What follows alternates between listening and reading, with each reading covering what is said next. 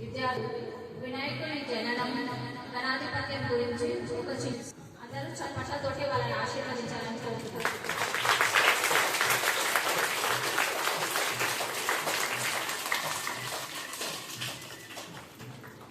ఒకరోజు పార్వతీదేవి స్నానం చేస్తూ పరమశివుని మధ్యలో తలుచుకుంటూ తన ఒంటి మీద ఉన్న సున్నితో వారిని రూపాన్ని చేసి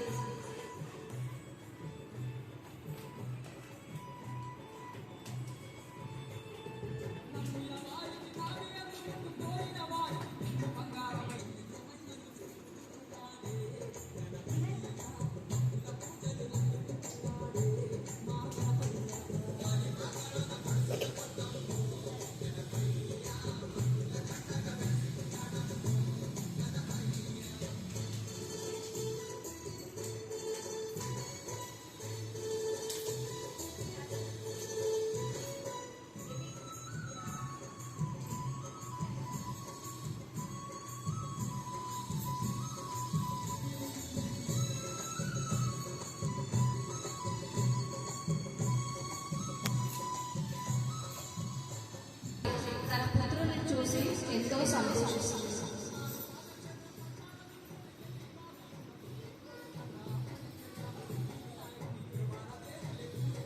ఆ బాలుడిని బయట కాపలా ఉండమని లోపలికి ఎవరిని రానివ్వదని చెప్పు.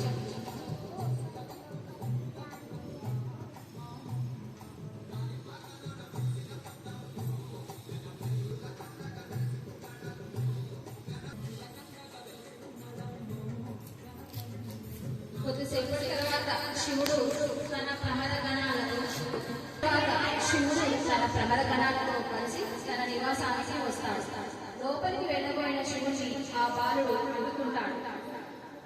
లోపలికి వెళ్ళలేని ఆ బాలుడి మీద కోపంతో శివుడు తన త్రిశూలంతో ఆ బాలుడి తలను ఖండిస్తాడు.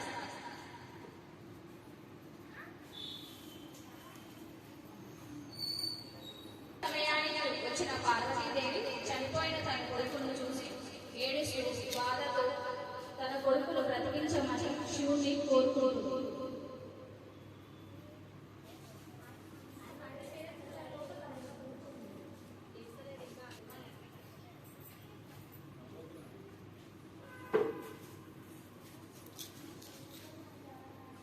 నా కొడుకును బ్రతికించండి శివుని ప్రార్థిస్తుంది. శివుడు తన ప్రమదకణాలను పిలిచి ఉత్తరం వైపు తలపెట్టి పడుకున్న ప్రాణి తలను తీసుకురమ్మని చెప్పాడు. ఏనుగు తలను తీసుకుని వచ్చాడు. పరమేశ్వరుడు ఆ తలను బాలునికి పెట్టి ప్రాణం పోసి వినాయకుడు అని పేరు పెట్టారు.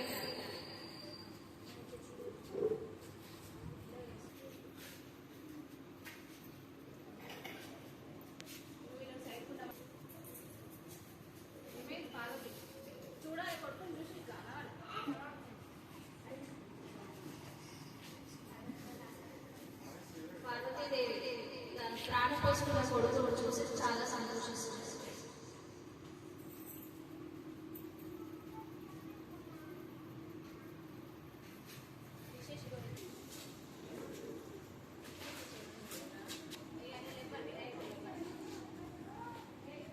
కొద్ది రోజుల పార్వతీ పరమేశ్వరుడు కైలాసంలో తీరిగ్గా కూర్చొని మాట్లాడుకుంటున్నారా కార్తికేయుడు వినాయకుడు అక్కడికి వస్తారు.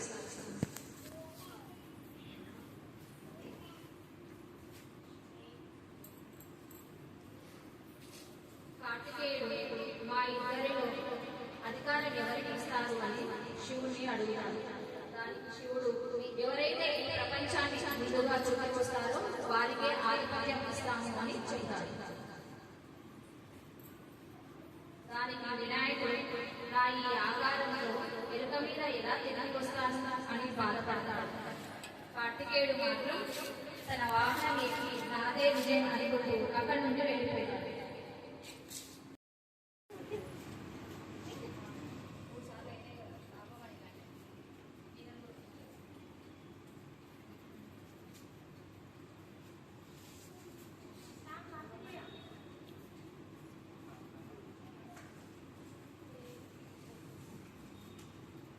వినాయకుడి తల్లిదండ్రులను ప్రదక్షిణ చేయడం వల్ల కార్తికేయుడు ఎక్కడికి వెళ్ళినా తనకంటే ముందుగా వినాయకుడు కనిపిస్తాడు. అదే విషయాన్ని శివుని అడగగా తల్లిదండ్రులను మించిన దైవం లేదు, అందుకే